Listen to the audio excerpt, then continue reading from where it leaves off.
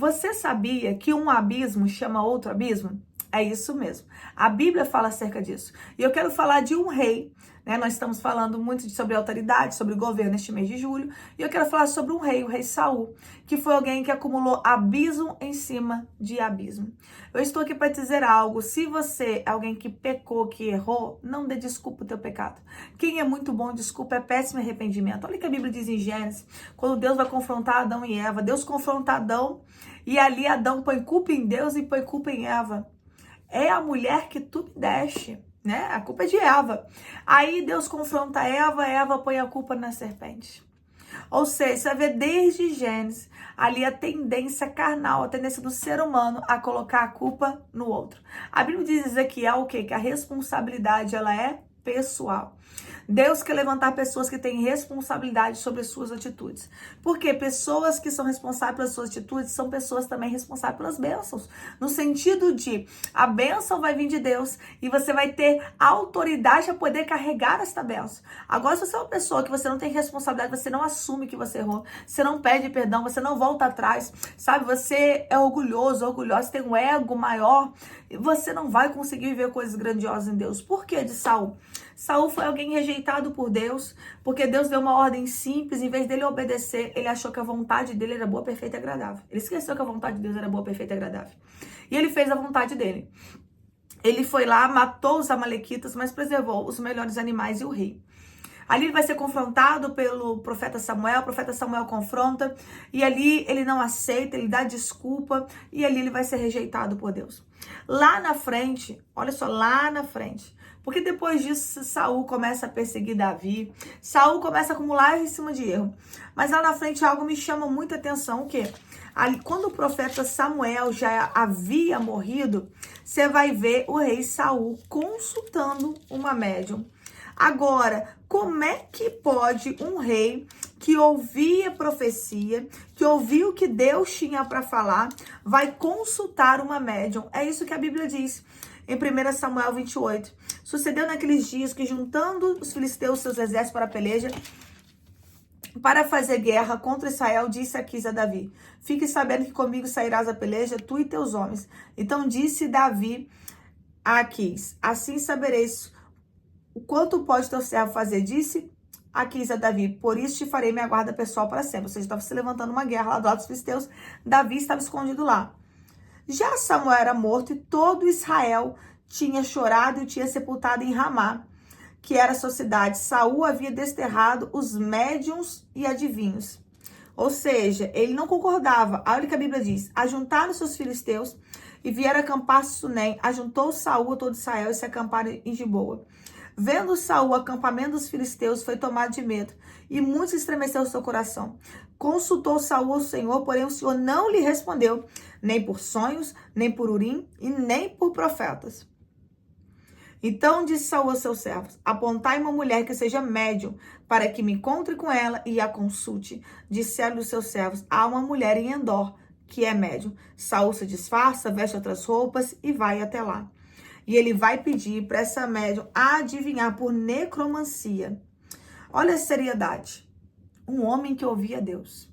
Aí Deus não responde, não usa profeta, não tem sonho, nada, nem o Intumim, que é sorte, né? Nada. Aí ele vai consultar uma médium. Como que ele cai num abismo tão grande? É porque a Bíblia diz que um abismo chama outro abismo.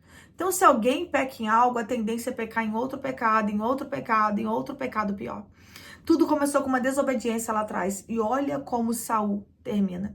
E termina pior ainda, porque Saul termina a sua vida com suicídio. Olha a seriedade dessa palavra.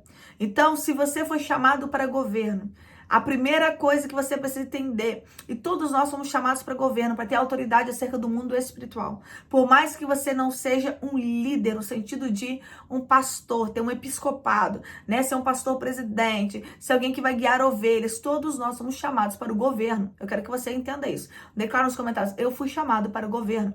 Nós somos chamados para governar, para ter autoridade acerca do reino das trevas, para ter autoridade sobre a vida dos nossos filhos, sobre a nossa família. Nós somos chamados para isso. Nós somos chamados para dominar a nossa vida também, para ter domínio próprio. Então as pessoas, elas estão perdendo o governo, falta autoridade no mundo espiritual. Primeiro, falta de arrependimento. dar desculpa, colocar a sua vontade como certa, não entender que Deus está corrigindo, Deus corrige porque te ama, em vez de se arrepender, você dá uma desculpa. Isso é um grande erro. Saul tinha tudo para dar certo e deu muito errado. Por quê? Porque ele começou lá atrás com um pecado que ele não se arrependeu e foi indo outro, indo outro. Em vez dele voltar e se humilhar, assim como Davi, quando ele vai pecar com Batseba, ele vai lá fazer jejum, ele vai fazer propósito, ele vai buscar a face do Senhor. Não, Saul, ele não quer se arrepender. Então tem pessoas que infelizmente elas não querem se arrepender. E elas vão acumulando erro em cima de erro. E o final é trágico. Então você foi chamado para o governo, você tem tudo para dar certo. Basta você se posicionar da maneira correta. Lembra de Saul? Lembra o quanto deu errado a vida dele. O quanto que Deus tinha promessa e Deus voltou atrás com a promessa. Porque não coloque na tua cabeça se Deus tem promessa, Deus vai cumprir de qualquer jeito. Não vai. Você consegue entender? Deus não vai cumprir promessa de qualquer jeito. É necessário um posicionamento. E sim, Deus pode voltar atrás com uma promessa. Então não brinque com as coisas santas. Não brinque com aquilo que Deus está falando. Não menospreze o que os profetas estão falando. A Bíblia diz, creis nos profetas e prosperareis. Então tem gente que não leva em conta o que o profeta está falando. Olha a seriedade disso. O profeta corrige Saul, Saul vai lá e rasga a capa do profeta. Porque ele acha que o profeta tem que ir onde ele quer que o profeta vá. Aí o profeta fala assim, Deus rasgou de ti o teu reino. Olha a seriedade disso.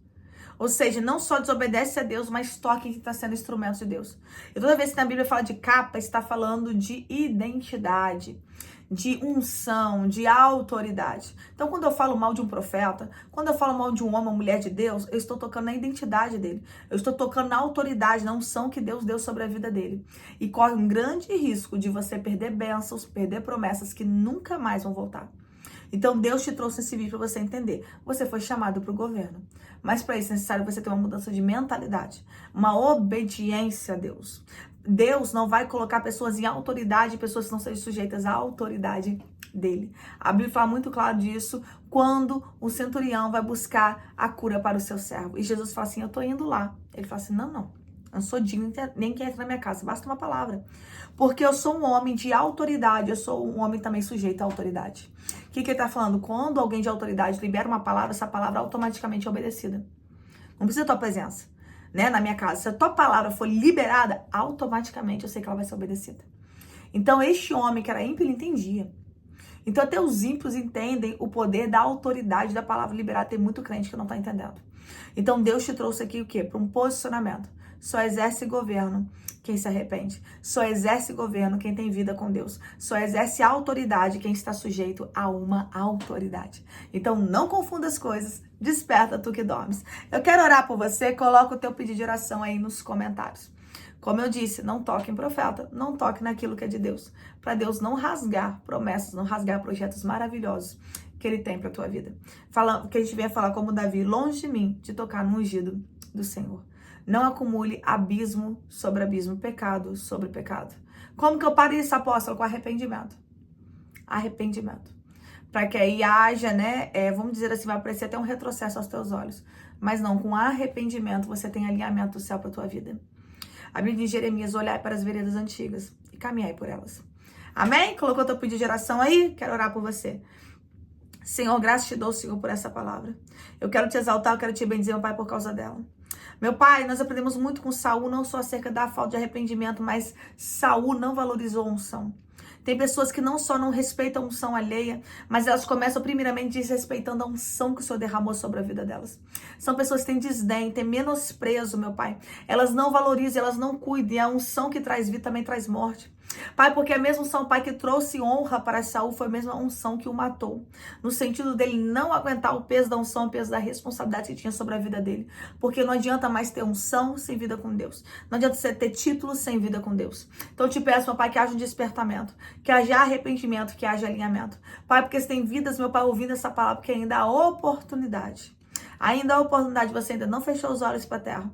O arrebatamento ainda não chegou, né? Acredito que até esse vídeo aqui não chegou. Então, porque tem uma oportunidade para a tua vida.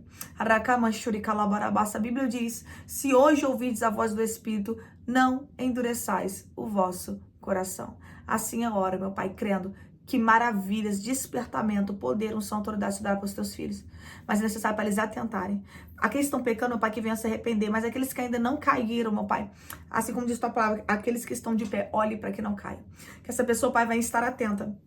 Que essa pessoa venha estar sensível à tua voz, para não cair em erros terríveis. Assim eu oro, em nome de Jesus. Amém. Que Deus te abençoe e fique na paz. Cuidado. Um abismo chama outro abismo. Um pecadinho vai chamar pecados maiores. Que Deus te abençoe e fique na paz. Se esse vídeo falou contigo, não esqueça de curtir, comentar e compartilhar para que outras pessoas sejam alcançadas pela palavra. Deus te abençoe.